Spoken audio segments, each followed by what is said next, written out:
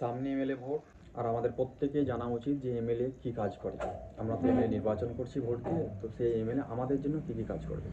তো ভারতীয় সংবিধানের পার্ট 6, যেখানে স্টেটস এর মধ্যে স্টেট লেজিসলেচারের যিনি মেম্বার এমএলএ, তার কিছু স্পেশাল কাজ আছে। যেমন সর্বপ্রথম বলা যায় ল মেকিং, মানে আইন কানুন তৈরিতে। বিবাহ সম্পর্কিত আইন হোক, বা চাষবাস এগ্রিকালচার সম্পর্কিত আইন হোক, বা স্বাস্থ্য শিক্ষা, মানে কীভাবে একটা রাজ্যে চলবে শিক্ষা ব্যবস্থা, স্বাস্থ্য ব্যবস্থা, সেই সমস্ত বিষয়ে যখন আইন কানুন তৈরি হবে তখন এমএলএ তিনি তার মতামত দিবেন। এটা হচ্ছে ফাইন্যান্সিয়াল দিক দিয়ে। ফাইন্যান্সিয়াল দিক দিয়ে হচ্ছে রাজ্য সরকার যখন বাজেট পেশ করে, মানে আমরা যে জিনিসপত্র কিনি সেখান থেকে ট্যাক্স কালেক্ট করে সরকার, বা বিভিন্নভাবে সরকার ট্যাক্স কালেক্ট করে, সেই টাকাকে আবার খরচা করে। তাই কীভাবে খরচা করবে তার জন্য প্রত্যেক বছর বাজেট তৈরি করে, যে এই জিনিসে যেমন স্বাস্থ্যতে এত খরচা করবো, শিক্ষাতে এত খরচা। তো এই যখন বাজেট পেশ হবে তখন এমএলএ যিনি আছেন তিনি প্রশ্ন করতে পারেন যে এটা করা উচিত বা এটা না, তারা এটার মতামত পেশ করবে।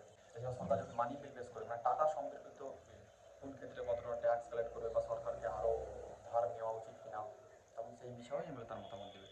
এছাড়াও কিছু যেমন প্রত্যেক দপ্তরে একটা মিনিস্টার থাকে, যেমন শিক্ষার জন্য শিক্ষামন্ত্রী আছে, স্বাস্থ্যের জন্য স্বাস্থ্যমন্ত্রী, পুলিশদের দেখাশোনার জন্য বা পুলিশ মন্ত্রী। তো এরকম প্রত্যেক আলাদা আলাদা দপ্তরের জন্য এক একটা করে মন্ত্রী আছে। তো এই মন্ত্রীদের ঠিক মতো তাদের যে কাজ করছে কিনা, সঠিক তারা ভাবে কাজ করছে কিনা, সেটা কিন্তু সমস্ত রকম প্রশ্ন এমএলএ তুলবে। তাদের এইভাবে কাজ করা উচিত, এইভাবে কাজ করছে না, তিনি সিপের কাছে তুলবে।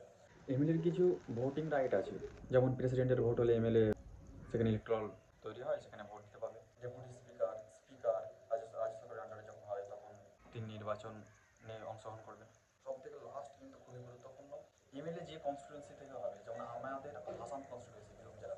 তো এই হাসান কনস্টিটিউয়েন্সির মধ্যে যে লোকাল ইস্যুগুলো আছে, মানে লোকাল ইস্যু হয়তো স্বাস্থ্য আছে, শিক্ষা আছে, বিভিন্ন স্কুলগুলো ঠিকমতো চলছে কিনা, বিভিন্ন হসপিটাল বা প্রাইমারি হেলথ সেন্টারগুলো ঠিকমতো চলছে কিনা, এছাড়াও আরও যে বিভিন্ন কনস্ট্রাকশনের কাজ, হয়তো কোনো ব্রিজ আছে, যে রাস্তাঘাটে এসব, বা জল ঠিকমতো আমরা পাচ্ছি কিনা, জলের সাপ্লাই ট্যাঙ্কি থেকে আমাদের বাড়ি বাড়ি পৌঁছে যাচ্ছে, সমস্ত কিছু এগুলো লোকাল যে সমস্যা, বাড়ি বাড়ি গিয়ে তাদের গিয়ে হোক, বা মানুষ যখন এমএলএর বাড়ি আসে সমস্যাগুলো বলবে, তখন সেগুলো সুন্দরভাবে দেখার দায়িত্ব হচ্ছে এমএলএ।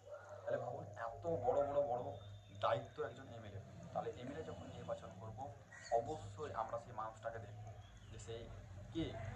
এত সব কিছু বলার উদ্দেশ্য যাতে আমরা এমএলএর কাজটাকে সঠিকভাবে জানি, এবং আমরা এমএলএ নির্বাচন করার সময় ভোটটা সঠিক ব্যক্তিকে দিই।